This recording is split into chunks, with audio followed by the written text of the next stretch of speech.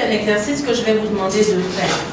Si vous regardez dans vos textes, vous verrez que tous les partis n'ont pas les mêmes contenus. Hein.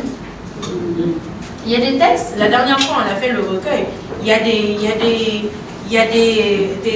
règlements, des partis, je ne vais pas dire le nom, mais où ni dans le règlement intérieur, ni dans le statut, il n'avait été même fait mention de quelque chose de prévu pour la femme. Il n'y avait rien. Et là, j'avais posé la question, mais qu'est-ce que ça te dit, toi, sur... Est-ce que tu es content d'être dans un parti qui considère qu'il n'a rien à faire? Au niveau national, on est en train de parler de rehausser le quota, mais tu es dans un parti qui n'a même pas mentionné la femme dans le texte. Vous voyez? Et ça c'est important pour vous, parce que il n'y a que vous qui pouvez régler ça. Il n'y a que vous qui pouvez dire, attention, vous avez accès à vos leaders. Attention, pourquoi est-ce que dans le texte, il n'y a rien dit de quota? Et par contre, il y en avait d'autres qui avaient même repris la loi dans leur texte, qui avaient imposé le quota dans leur texte. Ça veut dire eux-mêmes, ils se sont liés les mains. Vous devez vérifier ça. C'est la première chose que moi je ferais. Je tenais à parler de votre programme politique, de tout ça. Parce que avant de vous lancer dans une campagne politique, c'est important que vous soyez vous-même convaincus de ça. Les hommes, c'est pour ça qu'ils réussissent. Ils n'ont aucune... Même celui qui n'a aucune chance, vous savez qu'il n'a aucune chance. Tout le monde sait. Mais lui, il est convaincu qu'il a une chance de réussir. Il faudrait que les femmes également puissent, à chaque fois qu'on parle, c'est « Ah oui, mais c'est pas possible. Oui, mais on n'a pas le choix. Oui, mais qu'est-ce que vous voulez qu'on fasse ?» On n'arrivera pas comme ça. Il faut vous-même que vous ayez votre engagement politique soit inébranlable. Ok? Débutez votre campagne tôt. Même si, bien sûr, dans le code électoral, il y a des délais. Mais encore une fois, ce n'est pas parce qu'il y a des délais, on est en communication ici, il y a des stratégies pour commencer à se faire connaître. Ce n'est pas 72 jours avant les élections que vous allez apparaître à la télé, dire « Ah, moi je suis candidate. En fait, je le voulais depuis. » Oui, mais tu voulais depuis, mais qu'est-ce que tu as fait? On ne t'a pas vu. C'est échoué d'avance. Donc, votre plan de communication, votre stratégie de communication doit tenir compte du délai pour ne pas être en contradiction avec ce que la loi dit, mais poser également des activités de communication pour vous faire connaître auprès de votre électorat, de façon à ce que jour J, 72 jours avant, quand vous apparaissez, vous dites, bon, je suis en campagne, on sait déjà qui vous êtes. Ok? Développer ou adhérer à une offre politique concrète. Ça, je pense que c'est déjà le cas parce que vous faites toute partie de formation politique. Et donc, imprégnez-vous de votre programme politique parce que ça va être votre empreinte. Et j'espère que vous êtes dans le parti dans lequel vraiment vous vous sentez le mieux par rapport à son programme politique. Ok? Imposez-vous dans l'agenda médiatique. On va en parler plus tard. Hein? Démarquez-vous dans votre communication. De façon à retenir les esprits, il faut que vous développiez une stratégie de communication qui vous fait, vous, voir mieux que quelqu'un d'autre. Et souvent, ça en tient des petites choses. Petites choses. Par exemple, je vais vous donner un exemple concret. Dans votre commune, il fait, je ne sais pas moi, j'ai vu qu'il y avait, je ne sais pas qui avait fait des supports de communication parce que c'était des maisons, par exemple, c'était des, comment on les appelle, des célibatériums, où il n'y avait pas de ventilles, des choses comme ça. Donc, elle avait offert des éventails avec sa photo et tout ça dans tout le quartier. Donc, le plus de personnes, le plus de fois où on vous voit, où on vous entend, mieux la personne vous retient. Et vous seriez surprise de voir comment est-ce que ça influence le choix. J'ai rien inventé, hein, c'est des études qui ont été faites pour ça. La redondance, c'est la communication. C'est ce qui vous permet d'avoir l'électorat. Ok? C'est ça la politique d'approche. Est-ce que vous pouvez me dire, c'est quoi une image publique? Ça le dit lui-même. L'image, c'est l'image, d'avoir une bonne image, on peut comportement attrayant, l'image comment se présenter au public, on peut voir constamment. Comment se présenter au public. Ok? Toutes les réponses sont exactement. L'image publique, une image publique qui a été construite implique qu'on sait qui vous êtes. Ça, c'est un. Qu'on vous reconnaisse. Ensuite, qu'on vous écoute. Parce qu'on est intéressé par ce que vous avez à dire. Qu'on vous apprécie. On va parler de ça. Ça, c'est l'émotion. OK? Donc, une image publique forte, l'objectif, c'est d'amener les électeurs à faire attention à vous. Ils sont nombreux ici, même si vous voyez parmi les hommes, là, on ne fait pas attention à tous. Il y en a qu'on ne considère même pas. Parce qu'ils n'ont pas réussi à se construire une image publique forte. Quand il est le cas, lui, là, il n'a aucune chance. Si vous n'arrivez pas à construire votre image publique forte par rapport à votre charisme, par rapport au fait que vous allez être capable, c'est une femme capable, on va dire la même chose de Lucaille. Elle se fatigue. Elle se fatigue pour rien. Ok? Donc, à vous respecter, à vous croire, vous faire confiance, vous aimer. Personne ne vote pour quelqu'un qui n'aime pas. Après, on va parler bien sûr du contexte, du fait que ici, le problème, c'est que c'est l'argent, patati, patata, vous venez, les gens vous aiment, vous partez, quelqu'un vient lui aussi, il donne des sacs de riz. Voilà, ça c'est le contexte. Mais on parle du principe. Malgré tout, je vous assure, vous pourriez faire la différence si jamais vous arrivez à créer cette émotion auprès de vos électeurs. Ok? Et c'est quoi maintenant quand on dit qu'on vote pas pour qu'on nous aime? Comment je fais pour qu'on m'aime? Comment je fais pour qu'on m'aime? Un bon comportement. On doit avoir un bon comportement. Le sourire. Voilà. Je vote pour quelqu'un parce que je la trouve intelligente, parce que je la trouve gentille, je la trouve généreuse. Elle fait beaucoup de cadeaux. Hein?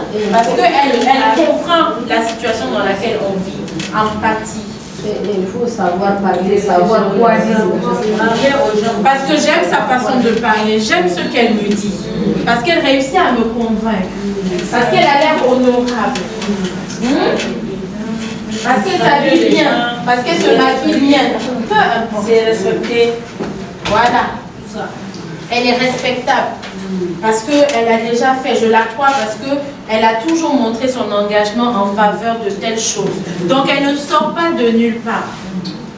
Elle n'est pas en train de me mentir parce qu'elle veut que je vote pour elle. Elle est engagée dedans. Ok? Donc vous voyez tout ça là, tout ce que je viens de citer, les raisons pour lesquelles on vous aime, vous verrez qu'il y a beaucoup de sentiments dedans. Même les plus intellectuels, quel que soit ce que vous dites, s'il n'a pas l'impression que vous avez le charisme pour gérer ce que vous dites que vous allez gérer, il ne va pas voter pour vous. Ah, il a de bonnes idées, mais vraiment, je ne suis pas sûre. Il faut savoir parler. Il faut savoir parler avec aisance. Hein? Je ne sais pas si vous avez... Moi, j'ai toujours suggéré, il faudrait que vous ayez des formations de prise de parole en public. Il faudrait avoir de l'aisance parce que dès que vous venez, les premiers mots, si vous n'êtes pas convaincant, c'est échoué. Ça a échoué d'abord. Si j'étais venue en train de trembloter, bonjour madame, vous n'alliez même pas me calculer. Vous alliez être là juste pour le temps et vous allez partir. C'est important, c'est vrai. Hein? Il faudrait que vous ayez une aisance. Parce que c'est à travers l'aisance que vous pourrez traduire, que vous savez ce que vous dites. Ok?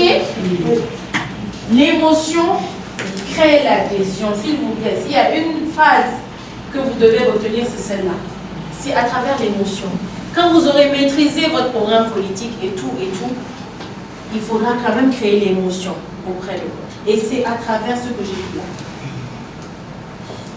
Comment vous vous habillez, comment est-ce que vous souriez, toujours souriez. Maintenant, à part ça, qu'est-ce qu'on est censé faire avant de se mettre à table et de rédiger une stratégie? Il faut faire une analyse. Est-ce que quelqu'un a déjà entendu parler de SWOT? de SWOT. L'analyse SWOT, elle se fait pour tout et n'importe quoi. C'est vraiment le must-do pour n'importe quoi. Que ce soit pour lancer un business, que ce soit pour se lancer dans une campagne politique, se porter candidate, dans n'importe quoi, vous devez d'abord faire une analyse, une recherche approfondie de votre environnement. Et c'est la plus possible, parce que ça c'est un canevas qui a été proposé par des chercheurs qui vous permet vraiment de répondre à n'importe quel type de question. SWOT, c'est en anglais. C'est Strength, Weakness, Opportunity et Threat. Strength, c'est la force. Quelles sont vos forces? Vous devez savoir d'abord avant de partir en politique. Quelles sont vos forces? Quelles sont vos faiblesses? Quelles sont vos opportunités et quelles sont les menaces? Il faudrait que vous essayiez de faire cette analyse-là, honnête avec vous-même. Sur quoi est-ce qu'on pourrait me prendre? Est-ce que dans mon passé, il y a quelque chose qu'on pourrait me reprocher? Parce qu'ils vont l'utiliser, même si ce n'est pas à la télé, ils vont faire bien, on sait comment ça marche. On sait comment ça marche. Et si vous savez que c'est une vraie faiblesse, ça vous permettra de mieux éliminer. Force, faiblesse, opportunité et menace. Maintenant, comment est-ce qu'on fait pour répondre? Force, c'est quoi? Quelle est ma force à moi? Intrinsèque. Faiblesse. Toujours. Maintenant, la différence entre force et opportunité, c'est que opportunité, c'est externe à moi. Quelles sont les opportunités? Et pareil, menace, la différence avec faiblesse, c'est aussi externe. Est-ce que, par exemple, là où vous présentez, il y a une autre femme? Ça peut être une menace. Parce que votre électorat, il est divisé. Voyez l'exemple de menace. Alors que faiblesse, ce serait par exemple que je ne suis pas connue. Ça, c'est propre à moi. Ou que je n'ai pas les moyens. Vous voyez un peu la différence entre force et opportunité et entre faiblesse et menace? Ok? Force et faiblesse, c'est propre à moi, c'est intrinsèque. Qu'est-ce qu'il y a sur moi qui est une force et qu'est-ce que j'ai comme faiblesse? Opportunité, de quoi je peux me servir qui est externe à moi? Qu'est-ce qui me favorise? Une opportunité, il n'y a rien de mieux que des exemples. Je suis connue, non, connue, c'est une force. Une opportunité, par exemple, c'est que c'est une opportunité. Ils sont obligés de désigner des femmes. On va faire cet exercice ici. Donc, posez-moi des questions si vous n'avez pas compris qu'est-ce que c'est le SWOT. Alors, ça consiste à répondre à ces 4 choses-là.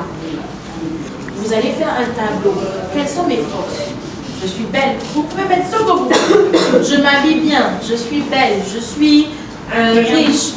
Je suis accueillante. Je suis empathique. Quelles sont mes qualités? Je suis généreuse. Je suis connue pour mon combat, pour mon empathie. Ma force, peut-être je me suis déjà présentée. Je connais mon électorat.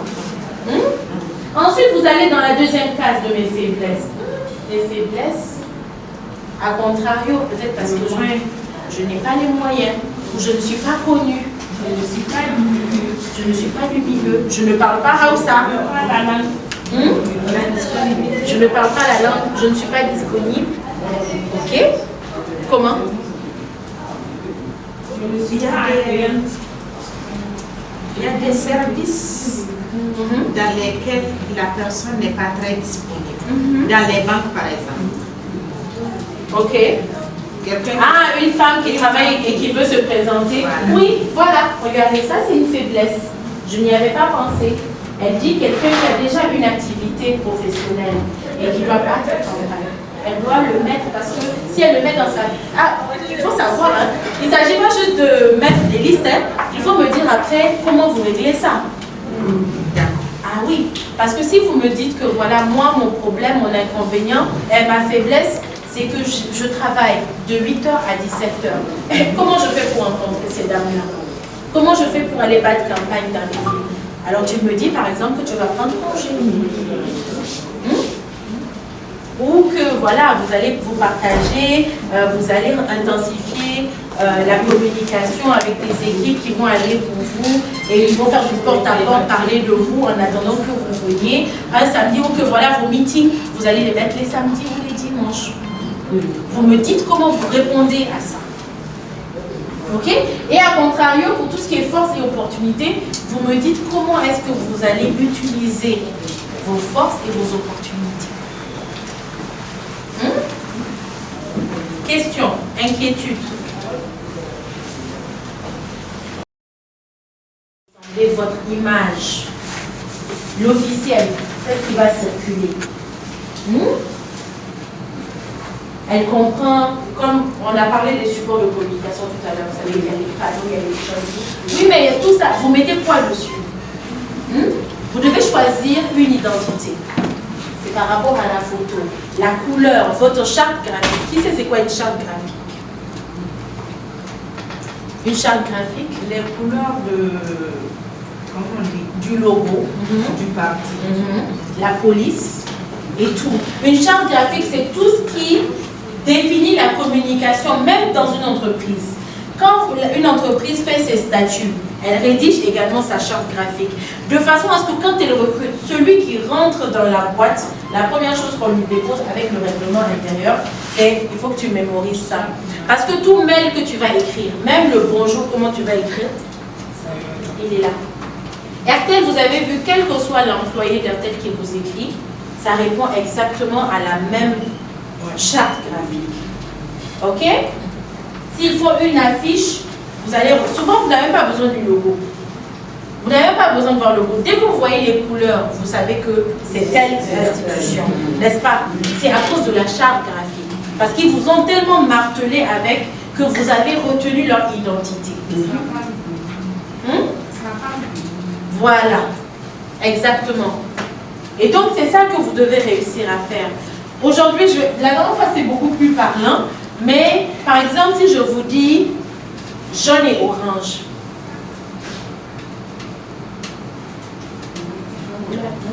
Ok, rose. Jaune et orange. Jaune et rouge. Ah, jaune et rouge, pardon. Jaune et rouge. Ok. Donc, vous voyez, il y a une espèce de charte graphique. Je crois que c'est blanc et vert pour vous. Et c'est... c'est bleu, voilà. Exactement, le mana bleu-orange. J'avais mélangé les deux parties. Donc, tout ça, ça fait partie de votre charte à vous.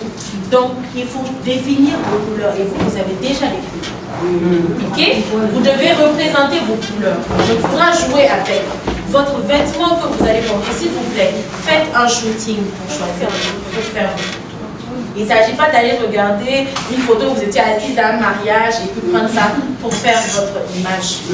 Non, il faut faire des photos professionnelles.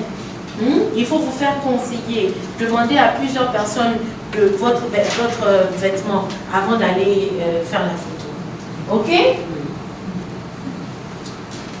Voilà. Donc, il faudra décliner toute votre politique de communication selon cette charte.